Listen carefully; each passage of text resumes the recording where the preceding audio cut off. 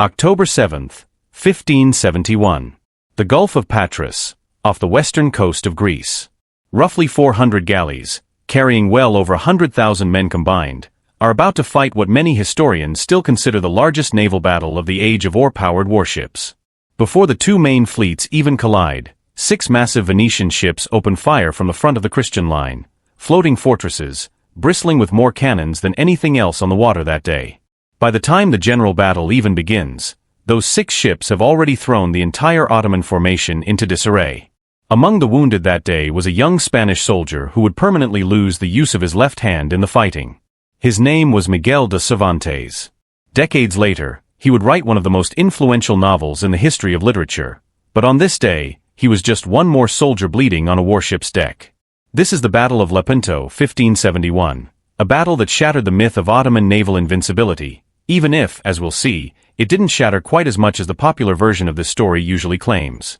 Before we go further, everything here is drawn from documented history, contemporary Venetian, Spanish, and Ottoman records, and the work of modern historians of the Mediterranean wars of this period. This is the Battle of Lepanto. To understand why this battle happened, you have to start with Cyprus.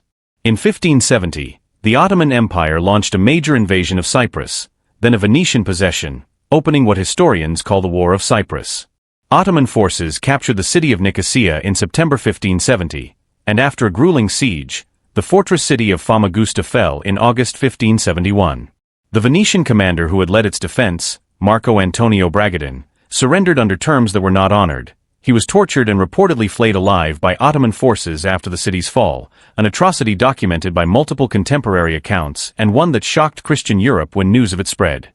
That brutality, combined with the strategic threat of continued Ottoman naval expansion in the eastern Mediterranean, pushed Pope Pius V to assemble a coalition of Catholic powers, the Holy League, combining forces from Spain, Venice, the Papal States, Genoa, the Knights of Malta, and several smaller Italian states. Command of the combined fleet was given to Don John of Austria, the illegitimate half-brother of King Philip II of Spain, only 24 years old at the time. The Ottoman fleet, commanded by Muezzin Zaid Ali Pasha, alongside experienced Corsair commanders Ulik Ali and Mem Sirocco, met the Holy League fleet in the Gulf of Patras on October 7, 1571. Historians generally place the two fleets at roughly comparable overall size, each side fielding somewhere in the range of 200 to 230 galleys, along with the Christian fleet's 6 Venetian galleasses, larger, more heavily armed ships built specifically to break up enemy formations with sustained cannon fire before the smaller galleys engaged directly. Those 6 galleasses were positioned deliberately at the front of the Holy League's line.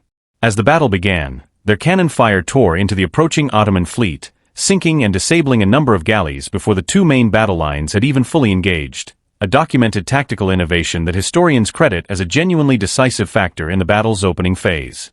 The general engagement that followed was brutal close-range fighting typical of galley warfare in this era, ships ramming and grappling directly, followed by hand-to-hand combat across the decks. Don John's forces pressed the center of the Ottoman line directly, targeting Ali Pasha's flagship.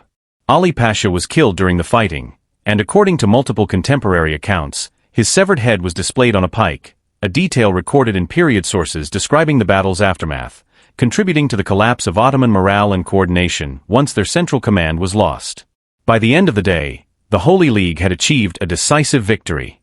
Modern historians estimate Ottoman losses at somewhere around 200 ships sunk or captured, and Ottoman casualties in the range of 20 to 30,000 men, alongside the liberation of thousands of Christian galley slaves who had been forced to row Ottoman ships.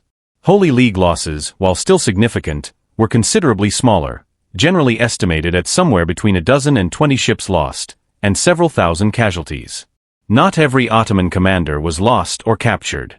Ulik Ali, commanding the Ottoman fleet's left wing, managed to fight his way clear with a portion of his ships intact, escaping the collapse and later rising to become the Ottoman Empire's Grand Admiral, or Capadon Pasha, a detail that matters for understanding what happened to the Ottoman Navy in the years immediately following this defeat. News of the victory spread across Catholic Europe as an enormous psychological triumph. For the first time in decades, a major Ottoman fleet had been decisively defeated in open battle, breaking a long-standing perception across Christian Europe that Ottoman naval power in the Mediterranean was effectively unstoppable. So, does the title hold up? Did this battle actually shatter the Ottoman naval empire? Here is where the real history complicates the popular version of this story. The Ottoman Empire responded to this catastrophic loss with remarkable speed. Within roughly a year, Ottoman shipyards had constructed a substantial new fleet. Historians note the empire's capacity to rebuild ships was far less limited than its capacity to replace experienced sailors and officers, many of whom had trained for decades and could not simply be replaced overnight. According to reports from Venetian diplomats of the period, an Ottoman official is said to have remarked to a Venetian envoy that the loss of the fleet was recoverable, comparing it to a beard that would grow back, while Venice's loss of Cyprus was permanent, like an arm that would not regrow. Whatever the precise original wording, the underlying point proved accurate. The 1573 peace treaty that formally ended the War of Cyprus confirmed Ottoman control of Cyprus permanently. Venice never recovered the island. So the empire that supposedly had its naval power shattered at Lepanto retained the actual territorial prize of the war that caused the battle, and rebuilt a functioning fleet within about a year.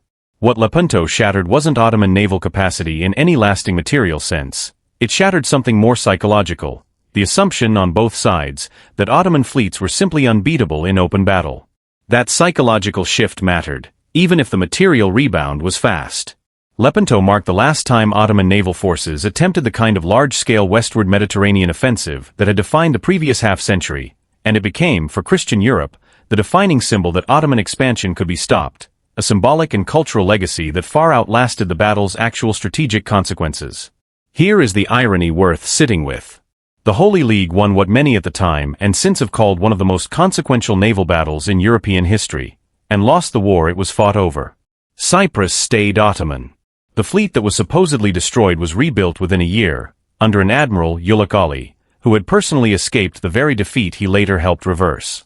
The lesson underneath the drama is a sobering one for anyone tempted to measure history purely by its most dramatic single day. A battle can be tactically overwhelming, historically celebrated for centuries, and commemorated in art, literature, and national memory, and still fail to change the actual strategic outcome of the war it was part of. Sometimes the most remembered victories aren't the ones that won the war. They're the ones that changed what people believed was possible. This has been the Battle of Lepanto, 1571.